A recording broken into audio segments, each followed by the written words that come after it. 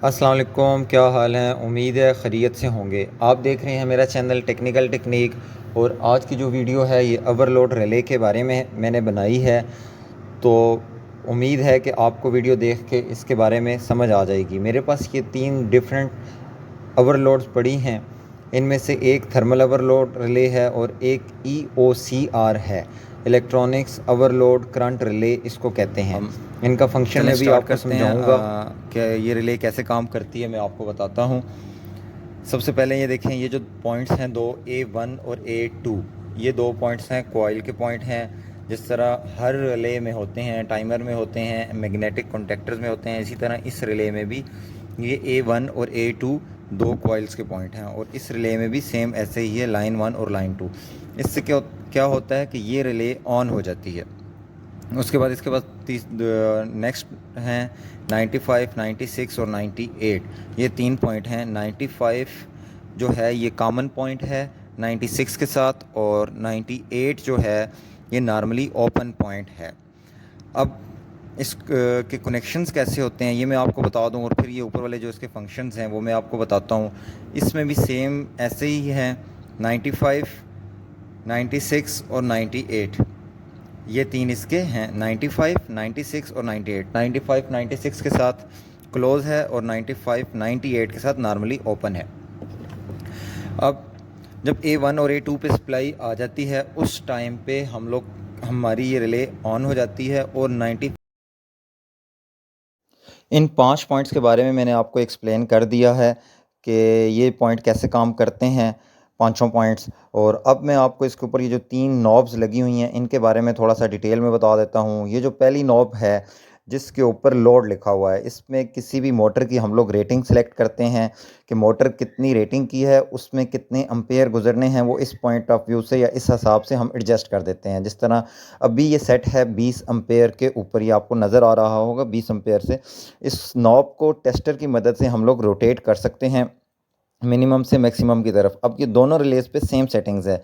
ये रेटिंग के हिसाब से छोटी रिले है और ये जो है रेटिंग के हिसाब से 70 एम्पेयर तक ये यूज़ हो रही है।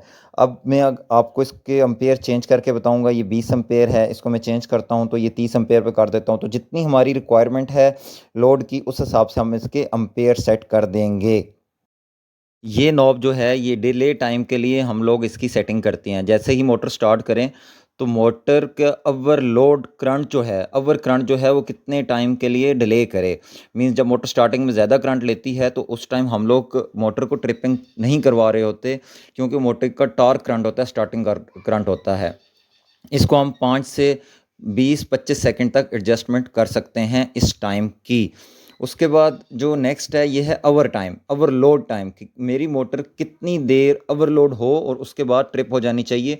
ये टाइम जो है 5 से 10 सेकंड के दरमियान पे है कि मेरी मोटर का लोड 20 एम्पेयर मैंने सेट किया, उससे ऊपर 5 सेकंड अगर मैक्सिमम ऊपर रहता है 5 सेकंड तो मेरी मोटर फ़ौरन इसको ट्रिप करवा देगी।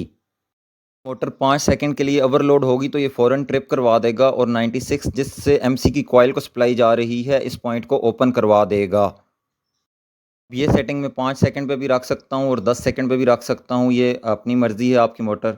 इसके बाद ये टेस्ट पॉइंट है, आपने अपनी एमसी को ओवरलोड रिले को टेस्ट करना है। और ये रीसेट है, जब आपकी ओवरलोड रिले ट्रिप हो जाएगी तो आप इसको रीसेट कर सकते हैं इस पुश बटन की मदद से। ये दोनों रिलेज में सेम फंक्शंस हैं, इसमें भी अब ओवरलोड टेस्ट का और रीसेट का दोनों का जब सेम ट्रिप फंक्शन है। होगी तो उस टाइम हमारी ये रेड कलर की इंडिकेशन ऑन होगी। और जब ओवरलोड वर्किंग कर रही होगी उस टाइम यहाँ पे मैं दो सप्लाइज, मैं जब यहाँ पे फेज़ और न्यूट्रल, एसी फेज़ और न्यूट्रल, एक चीज़ जो इसमें मस्ट इम्पोर्टेंट है, ये 220 पे है एसी। ये देखें, ये सिंबल भी आपको नज़र आ रहा होगा एसी का। और उसके बाद जब ये ऑन होती है तो इसकी ये ग्रीन लाइट ऑन होती है, और जब ये ट्रिप हो जाती है तो उस टाइम इसकी ये रेड लाइट ऑन हो जाती है। अच्छा, ये मैं आपको बताऊं, इसमें ये सीटीज़ हैं। अब क्या होता है, किसी भी जो जिस चीज़ की हमने प्रोटेक्शन करनी है, मींस कोई मोटर है या कोई भी और इलेक्ट्रिकल की ऐसी डिवाइस है, कोई ऐसा सर्किट है जिसकी हमने ओवरलोड प्रोटेक्शन करनी है, तो उसकी 2 वायर्स इस सीटीज़ के अंदर हम गुजारेंगे।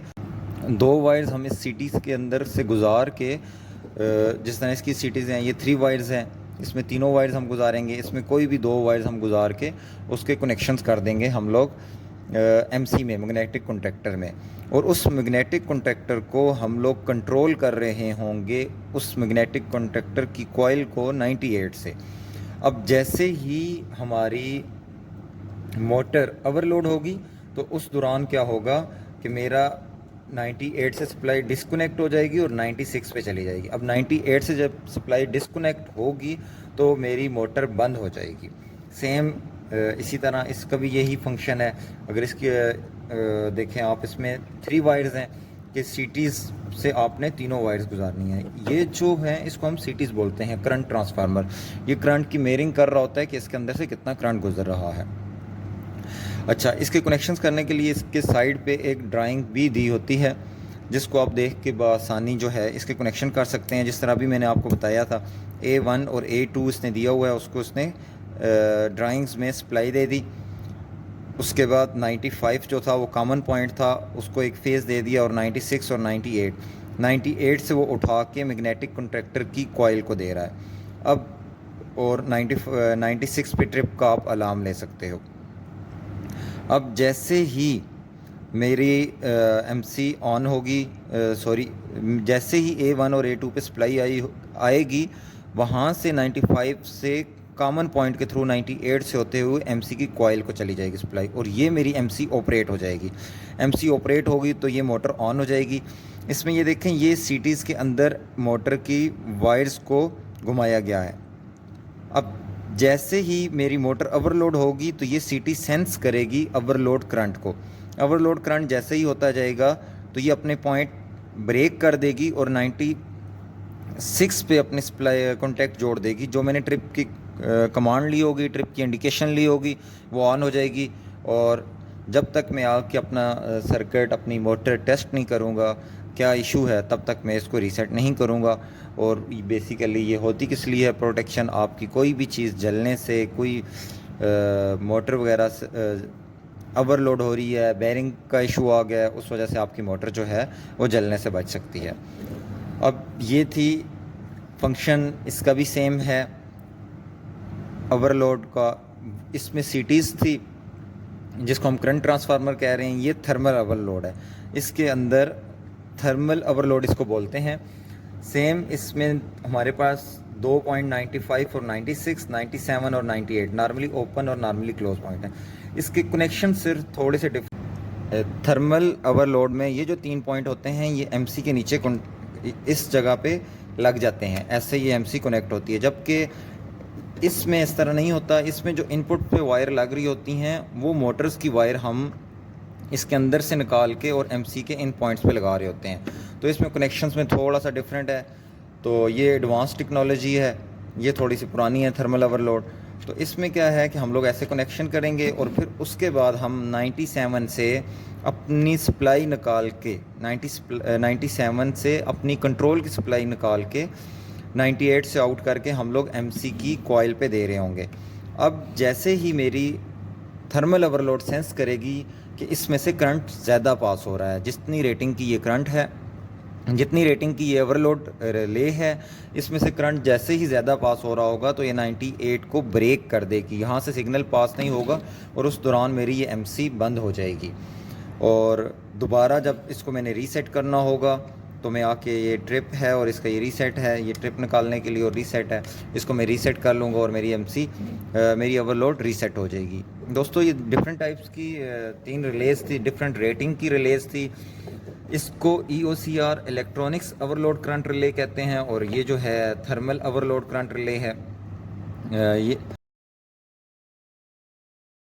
ये भी थर्मल ओवरलोड रिले है। इसके भी सेम उसी तरह 95 और 96 नॉर्मली क्लोज पॉइंट हैं और 97 और 98 नॉर्मली ओपन है। और ये थोड़ी सी बड़ी रेटिंग की रिले है, तकरीबन 95 एम्पेयर तक। और ये भी एमसी के नीचे, जिस तरह मैंने छोटी रिले के बारे में बताया था ओवरलोड के बारे में, ये भी उसी तरह ही कनेक्ट होती है। इसमें भी जो है वही ट्रिप वाली सारा वही है, सिर्फ ये रिले रेटिंग में थोड़ी सी बड़ी है।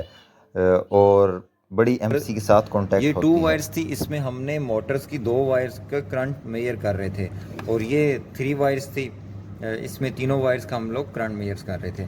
अच्छा, अब एक चीज़ मैं आपको लास्ट में बताता जाऊं कि ओवरलोड डिफरेंट रेटिंग्स की यूज़ होती हैं। जिस तरह मेरे पास 6 एम्पेयर 7 एम्पेयर की एक पड़ी हुई है, एक 7.5 की है, और एक 70 एम्पेयर तक है। अब थर्मल ओवरलोड और इलेक्ट्रॉनिक्स ओवरलोड करंट रिले, इनका फंक्शन, इनका काम एक ही होता है, किसी भी सर्किट की सेफ्टी के लिए करते हैं। और जैसे ही एक तो मेरी कोई भी मशीन, कोई भी मोटर ओवरलोड होगी, ये उसको ट्रिप करवाएगी, और दूसरा फेज़ फेल होने की सूरत में भी मेरी इस फेल हो जाता है तो मैं 2 फेज़ की मॉनिटरिंग कर रहा हूँ, तो उसमें करंट ज़्यादा पास होगा, ओवरलोड होगी वो भी। तो उस पॉइंट ऑफ व्यू से भी ये आपके सर्किट को, आपकी मोटर को सेफ कर लेता है। ये थी आज की वीडियो। मैंने अपनी तरफ से डिटेल में समझाने की कोशिश की है आपको। अगर किसी को समझ ना आई हो तो वो कमेंट सेक्शन में पूछ सकता है। प्लीज़ चैनल को सब्सक्राइब करें और वीडियो शेयर करें। ऐसी ही नॉलेज वाली वीडियो अगर आपने देखनी हो तो मेरे चैनल को मस्ट सब्सक्राइब करें। शुक्रिया, अल्लाह हाफिज़।